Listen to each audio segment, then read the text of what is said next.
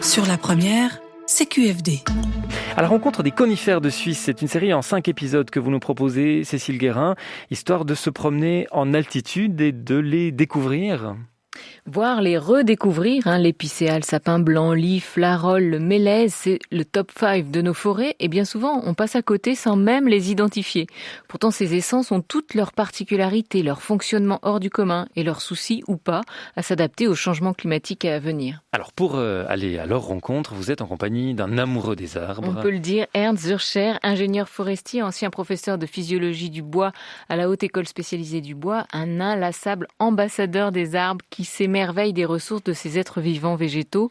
Son ouvrage « Les arbres entre visibles et invisibles » va sortir en poche et il co-signe un documentaire intitulé « La puissance de l'arbre ». Où se situe le lieu de la rencontre ? Sur la montagne de Bougeant, figurez-vous, elle surplombe les 3 lacs, le lac de Bienne, le lac de Morat, le lac de Neuchâtel, avec au loin la chaîne du Jura. Et vous marchez dans la neige vers un immense individu qui gagne à être mieux connu. Superbe. On voit l'aiguille et en dessous, il a l'air un peu argenté comme ça, à cause des aiguilles. Alors quand on est devant un bel arbre comme ça, un conifère, bien sûr ça on le reconnaît, Ernst Zürcher, indiquez-nous ce qui nous permet de le caractériser, de savoir qui il est. Alors ça c'est donc un conifère, et lorsqu'on voit surtout le haut de la couronne, on voit que les branches sont très étalées, presque à angle droit par rapport à l'axe de l'arbre. Cette couronne étagée horizontalement est typique pour le sapin blanc et chaque branche aussi est vraiment comme un plateau offert à la lumière du soleil.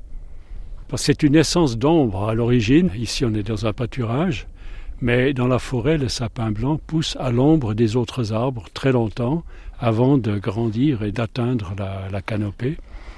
Ce sapin blanc, il mesure combien de mètres, Ernst Zürcher ? Alors estimativement, il y a peut-être une bonne vingtaine de mètres. Mais il est très massif parce qu'il a poussé libre dans ce pâturage. Il n'a pas eu besoin d'être en concurrence et de chercher la lumière. Il l'a toujours eu à disposition. Donc il s'est étalé en largeur et il a vraiment investi, même dans une couronne multiple. Il a plusieurs troncs. Probablement orage après orage, il y a eu des cassures et c'est reparti avec une branche latérale. Et là, il a presque un petit coin de forêt là au-dessus du tronc. J'en compte une bonne demi-douzaine qui sont vraiment des petits arbres. Et si on regarde plus bas, tout sort du même tronc. Et on imagine le système racinaire au pied de cet arbre qui doit être extrêmement bien développé. Sous cet arbre, qu'est-ce qu'on voit ? Les branches arrêtent à 1,50 m de hauteur. Tout est brouté jusqu'à 1,50 m. C'est que le bétail, les vaches, sont très intéressées aussi à ces aiguilles de sapin blanc, comme le chevreuil d'ailleurs, et viennent s'abriter dessous en été. Et là, sous l'arbre, le bétail profite de l'ombre, de la fraîcheur et du calme, de la protection. Et le groupe se rassemble ici. Mais ce que la vache laisse à l'arbre comme cadeau, c'est fabuleux. Jamais en forêt, un arbre ne reçoit de cadeau comme ça, concentré à ce point-là. Ils sont boostés grâce à cette interaction avec les bétails. Et jamais des sapins et des épicéas n'atteignent des dimensions pareilles en pleine forêt.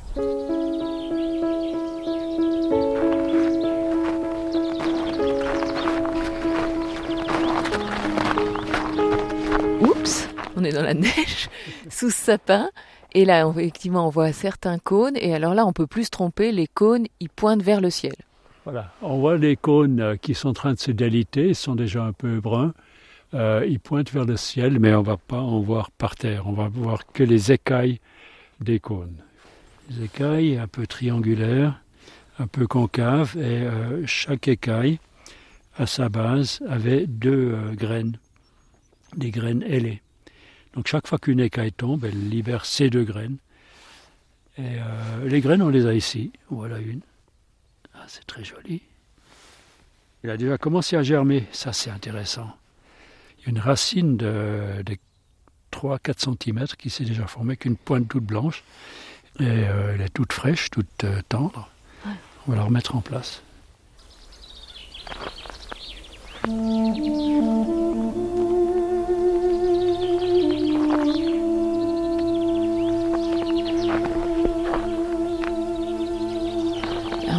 passé en dessous, là. Ah oui, d'accord. On s'est placé sous les aiguilles d'un sapin blanc. Eh bien, ça porte bien son nom. Les aiguilles, quand on est en dessous, vraiment, on voit ces 2 lignes blanches. C'est comme ça qu'on le reconnaît. C'est ça, oui. C'est sapin argenté, ça serait presque un nom qui lui conviendrait. Sapin argenté. Et ces lignes blanches, c'est là où sont les stomates, c'est là qui captent le CO2 et le soleil est au-dessus.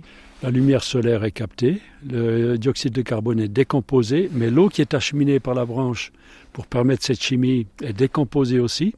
Et 3 nouvelles choses sont composées. Il y a donc du glucose, la biomasse, et il y a de l'oxygène qui est nouvellement formé. C'est la décomposition de l'eau, libère de l'oxygène qui va partir dans l'atmosphère, qui n'a jamais été respiré. Et il y a de l'eau nouvelle qui est formée. C'est l'hydrogène de l'eau, avec une partie de l'oxygène du dioxyde de carbone, sont associés pour faire de l'eau nouvelle. Elle va aller où cette eau ? Alors cette eau est très précieuse. C'est 1 demi-litre par kilo de biomasse formée. Elle va rester dans les systèmes cellulaires tout d'abord. C'est de l'eau très précieuse. Elle n'est pas premièrement évaporée. La plus grande partie de l'évaporation, c'est de l'eau qui vient du sol, évapotranspirée, 300 litres pour faire 1 kilo de matière. Donc le cycle global de kilos de biomasse formée et décomposée, on a plus que1 kilo d'eau nouvelle formée lors de cette formation de biomasse et des décompositions de biomasse. Donc certains disent que la photosynthèse, c'est presque un prétexte pour faire de l'eau nouvelle.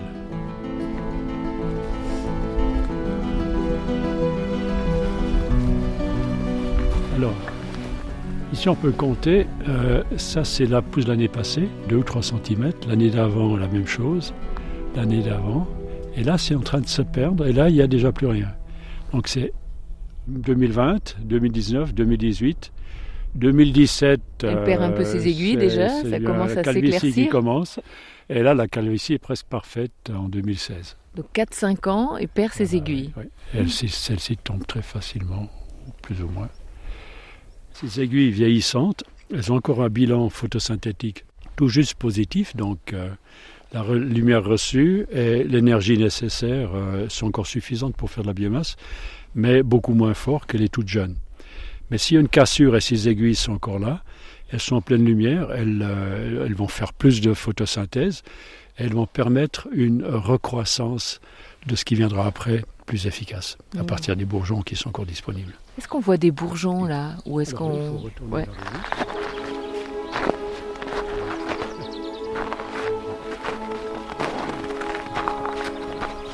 Et ces bourgeons, cachés un peu par les aiguilles finales, c'est en fait des embryons de tiges. Si on ouvre le bourgeon, on va voir qu'il y a déjà une tige télescopiquement comprimée avec déjà des ébauches de feuilles. Et là, ça va sortir, ça va s'étaler comme un télescope et les feuilles vont se déployer. Tout ça, c'est déjà préparé ici. Et on dit que les bourgeons, c'est comme des graines qui sont non pas obligées d'aller au sol pour germer, mais elles sont déjà posées sur un sol en altitude, au bout de la branche, et là, ça sera approvisionné en eau. Et ce bourgeon va se déployer sans avoir besoin de refaire ses propres racines. Ces racines, c'est tout l'arbre en fait.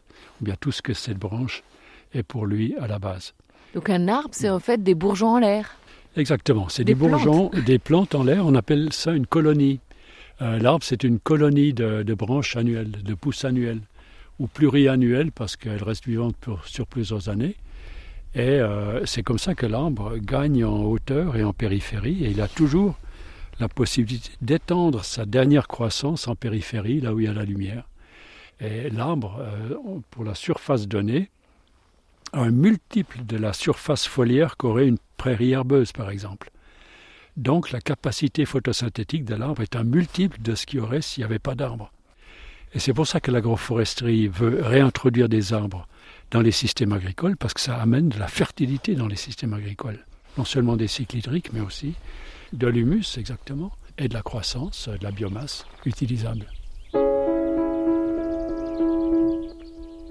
Donc sous le sapin blanc, on aura un sous-sol par rapport à la périphérie beaucoup mieux alimenté en eau, parce que ce système racinaire permet aussi à l'eau spontanément de percoler dans les profondeurs, aura accès à cette eau.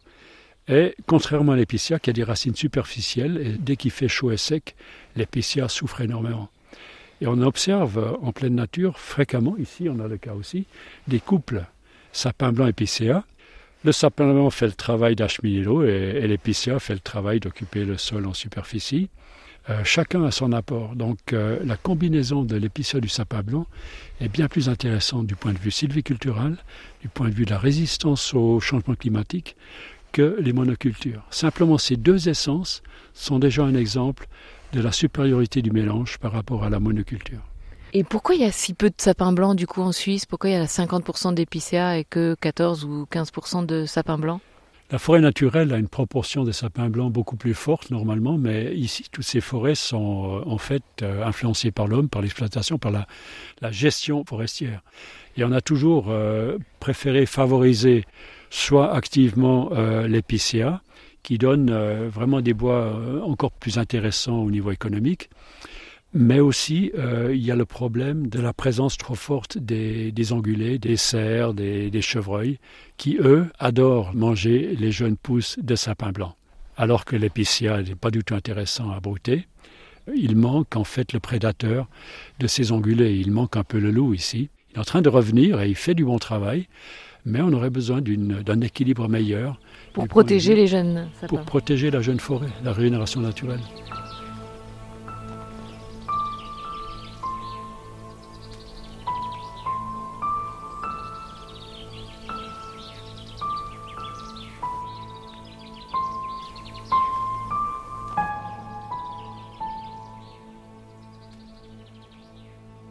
Rencontre avec le sapin blanc et on l'a rencontré grâce à Ernst Zürcher qu'on va retrouver toute cette semaine au micro de Cécile Guérin. Et si vous voulez voir le spécimen en question, donc le sapin blanc, sa photo est sur notre page rts.ch/CQFD. Demain, on approchera l'épicéa. De 10h à 11h, CQFD.